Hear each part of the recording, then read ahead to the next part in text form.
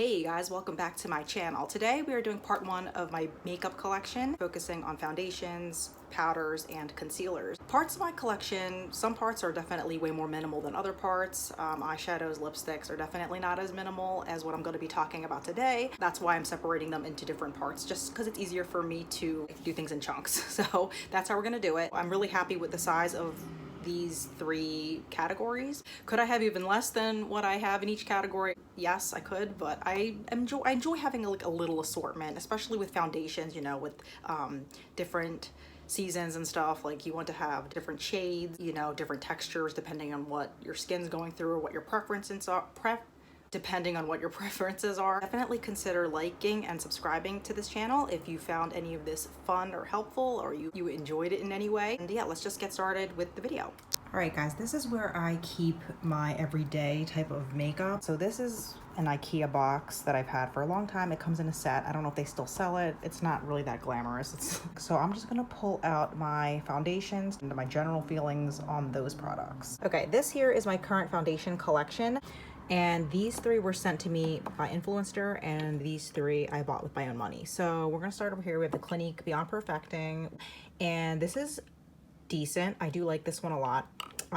For the record, my skin is more normal now. It used to be more on the oilier side, but now it seems like it's not as oily as it used to be. And I think it's just from, you know, having kids and getting older. Maybe my skin texture is changing a little bit, but this is kind of a little bit dewier than it is matte, and this is in the shade Sesame. Normally use this during the summertime because it is more fitting. It's a little bit darker, but I can mix it with any of the others. So it's good. I don't know if I would repurchase this like once it runs out or anything. I might get a different shade. This might be a little too tan or orange even for the summer, but it's not bad. This one is the e.l.f. Flawless Satin Foundation. I really like this. I would dare call this a dupe for the Lancome foundation. I have to figure out which one I mean, but there's a Lancome foundation that's really popular that I really feel like the texture is almost exactly the same, and this one's $6. This one's really good. This is more of a matte finish and stays put all day. This here is a L'Oreal Infallible Pro Glow. I know this is a popular one. A lot of people really like this. I think it's okay. It's not bad. I don't know. I don't really see the glow that they're talking about with this one. Maybe they just mean it's not matte. I don't know. But it's okay. It's not bad. I can use this, probably finish it up. I do feel like I have to mix this with other foundation to get the exact shade. This one is 204 Natural Buff, so it's all right. This I actually like more than I thought I did. I got this free from Influencer. This is the CoverGirl and Olay Simply Ageless foundation, the 3-in-1 with all that good stuff in there. I do really like this for this time of the year. I think it's more of like a tinted moisturizer than it is a foundation, in my opinion. It does even out your skin tone, and I do find it's not sticky. It's nice. I do like this. So I sometimes mix this with this Clinique one right here to kind of get a better shade match, but I have enjoyed this a lot, and it's great when I don't feel like putting on like a really heavy foundation, so that's nice. And this is the Shiseido Synchro Skin Self-Refreshing Foundation, which I also like a lot. This is really nice foundation. It's literally like your skin, and it's not too thick. It offers medium coverage. I'm sure it's buildable too, but I really like it a lot. That's awesome. And this is the, I guess you could say, Partner Powder Foundation. I really like this. This foundation is so nice. It just goes on so smoothly, and I don't want to say it's like a super full coverage foundation, but it definitely blurs out any type of, you know, imperfections you might have. I would still maybe use a little bit of concealer if you want like that ultra full coverage, but it's really nice on the skin. It smooths out, and probably one of the best powder foundations I've ever tried. Not that I've tried that many, but compared to like drugstore ones, this is like really much better. This is a really good number for me. I find that it's not too much, and I find that I go through them quickly so that they don't just sit around. That's pretty much it for my foundations. Now I'm going to show you all of my powders. This is my entire setting powder collection right here.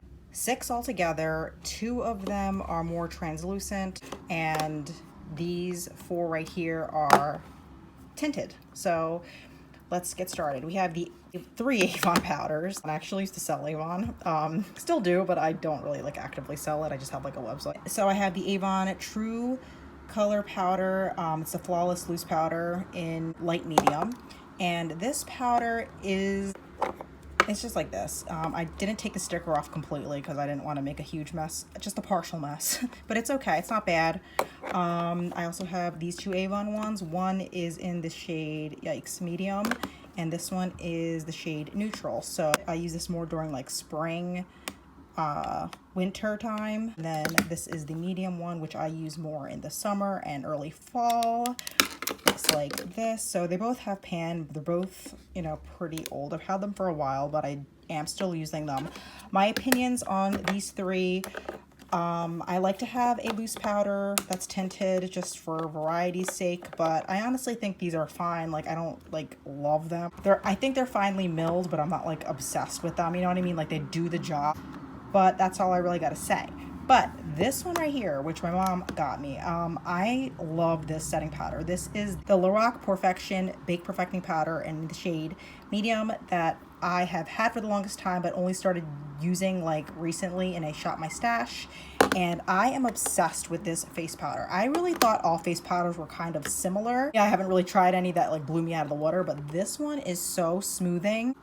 It literally like smooths out all your pores, and your skin looks like flawless with this. So I would totally get this again, or even just be more willing to try different powders now, knowing what the potential is for a facial setting powder, because before I was just like, sure, you know, whatever. But yeah, this one's really, really, really good. Highly recommend that. Hopefully they still sell it. And then I have these 2 setting powders. I have the Too Faced Peach Perfect, and this one is the Laura Mercier, which needs to be cleaned off. But the Peach Perfect one, I just opened both of them right now. This one is the Peach Perfect one. I love that this comes with this little lid. That makes it so much easier, less mess, more control. I love that, and you're not getting powder all over the jar. That's awesome. How do I feel about this one? This is pretty good. I enjoy using it. It does, you know, a good job of like, you know, blotting any kind of like shininess you might have. I guess keeping your makeup on all day. I don't know. I can't decide if this is like an amazing setting powder or not. I think I enjoy using it, but I'm not necessarily sure, you know, how amazing it is for keeping makeup on all day. I really haven't noticed. If you ever had like Quaker oatmeal, like this peach flavored, that's exactly what this smells like. So just to give you a idea if you're interested, or if you don't like that kind of a thing, then don't get this. But yeah. And then the Laura Mercier, I have the setting powder in, I think it's just called translucent. Yeah, translucent. I enjoy this, and I think this does a really good job of setting oil. In my mind, I think it does a good job of blurring out your, you know, any fine lines. Or I wouldn't say this is like a miracle powder, but I do enjoy using it to set my makeup if I need a little bit extra, like if I need a little bit more than what these guys do. This one is a really good one. I don't know if I would get it again. I feel like there's other setting powders I would like to try if I ever run out of this, which God knows when that will be because there's so much in here. But yeah, I enjoy it. It's not like life-changing or anything, but I do enjoy using it. I'll finish it up in 10 years. But yeah, not bad. Also, I want to point out these 2 powders that used to be part of my powders, but they are actually getting decluttered. This one is the MAC Blot powder. This one is the Rimmel Nude Beige. See, I don't know what the actual name of this is called, but I feel like people all over YouTube used to really like this. Yeah, I'm definitely decluttering this one as well, but we'll talk about that more in a declutter video.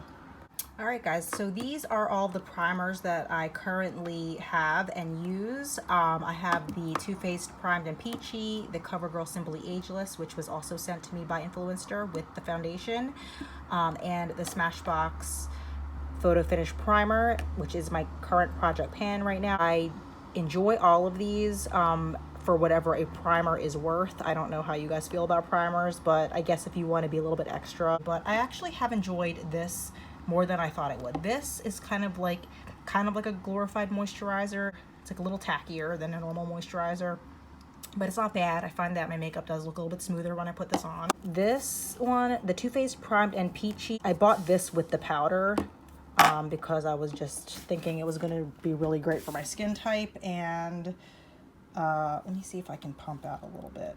Oh, but this is what it looks like. And yeah, it's just like that. And people were saying that this was like a cooling primer. I don't notice anything really cooling about it. I mean, maybe it's a little wet feeling, but yeah, I enjoy this one. What I primarily use primers for is like pore filling and maybe smoothing. I don't have dry skin, so I don't need it to be like ultra moisturizing or anything, but I find this does an okay job. I would love to try the e.l.f. the putty primer that everyone's been talking about. So if I ever finish up like 2 of these, that's the one I would try next, just to see how that compares. But yeah, this isn't bad. I enjoy the texture of it. It does smell a little bit like peaches, as you could expect, but it's not bad. I don't know if I need to get it again though. And this is my Project Pan one. This is just okay. It's easy enough to use. It's kind of basic though. I don't think it does anything like super amazing for my makeup. I guess for, you know, fine lines and stuff, it does a little something, and it's just if you feel like being, like I said, a little extra, it's not bad, but it's not special. This is a sample, but I would not buy this full size or anything. I honestly only need one. This was sent to me. This was a sample, so this is the only one I actually bought. Yeah, 3 primers. Here, guys, you might recognize these from my Shop My Stash videos, are the only concealers I own. I use this one for under eye and the other 2 for spot concealing if I need it. I actually did not buy either of these. This one was from my mom. This one was sent to me by Influencer. This is the only one I bought. I do like this one. It's the Wet n Wild Photo Focus Concealer. I like it. It's not as full coverage, I don't think, as I would prefer it to be, but it's not bad. Yeah, it's very inexpensive. I think this was like under $5. So for the price, you can't beat it. You just have to like maybe try to build it up a little bit, but it's not bad if you like natural looking under eye concealer. It's a little bit creamier. It's not dry. So not bad. Not sure if I would necessarily get it again, or maybe I would, but I would prefer to have another one along with this, maybe a fuller coverage one if I feel like having that kind of vibe. And both of these are really nice. They're both pretty creamy, not drying at all. The Shiseido one's really, really nice. I really love the applicator of this. Let me see if I can show it to you. It's like this. It's like soft. It's just like really unique looking doe foot applicator. I enjoy that. This one's in the shade medium, so I do really, really like this. And this Pure Cosmetics one is the Disappearing Ink Concealer that my mom got me. My mom seems to get me more makeup than I realized, but it just is a click pen. I like this a lot too. It's creamy, but it's not too creamy. Like it's able to blend in really well, so I do enjoy this concealer as well. But I haven't really been using concealers that much lately. Very, very little of it if I do use it. But it's kind of nice that I don't have to use it as much these days. But they are here if I need to use them. I would probably only have one. You know, if I was the one purchasing it, I'd probably only have one. But it's nice to have these 2. They're not bad. I'm pretty happy with all 3 of these. I would like to try the NARS Radiant Creamy, you know, the really popular one that everyone always talks about. The Radiant Creamy Concealer. I really want to try that. That'll probably be the next one if I ever run out of this, whenever that'll be. So there you have it. So that just about wraps it up. Definitely don't forget to give this a like and subscribe if you were feeling it. And thank you so much for watching. I really hope you check in for the next video. That's going to be, you know, maybe my blushes, eye products. We'll see where it goes, but I'll catch you in my next one. See you later, guys. Bye.